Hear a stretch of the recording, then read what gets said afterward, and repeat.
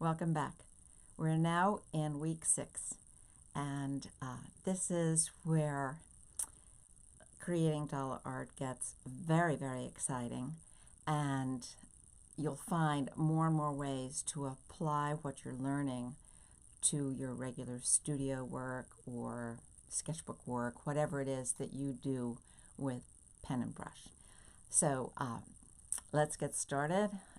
I don't expect you all to grasp this immediately. Some of you are just amazing with color and it comes naturally to you. You're very fortunate. It did not come naturally to me. And this idea of warms and cools within family, color families, and then warms and cools on the other side of the color chart, and what you do with them, how they work with each other, why sometimes picking the wrong version of a color can completely rip your painting apart in terms of design and evoking mood or disharmony.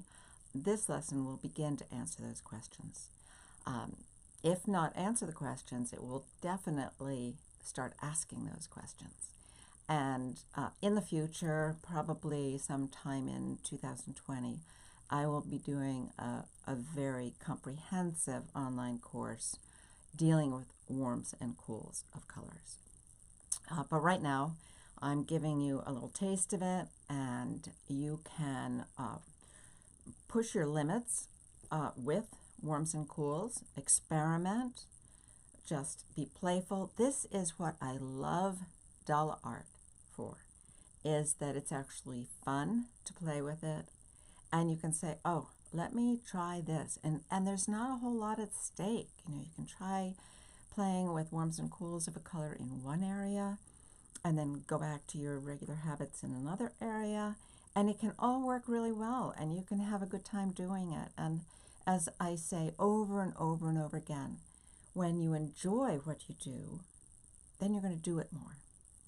And with art, music, dance, whatever it is that you want to master and become an expert in, the more you do it, the better you're going to get.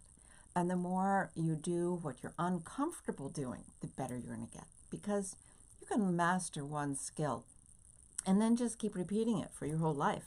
And you're really good at that.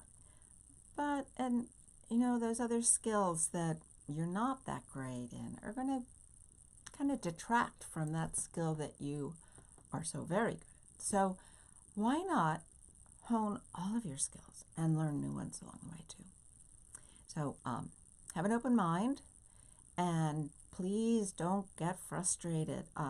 Honestly, it took me probably 2.5 years of really, really focusing to understand why my mentor, in terms of warms and cools, who is Susan Abbott, why she did her sketches in sepia and blue pens, and that it didn't seem to have anything to do with the values she was looking at. And now it seems like so obvious to me, but really, I just did not get it.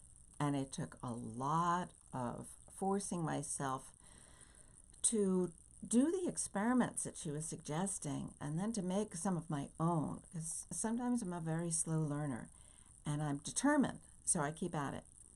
And I'm asking you to be a little determined too, and just keep at those areas that keep rearing their heads and reminding you that you're not really great at it, because eventually you may become a master of those areas that are now your weakness.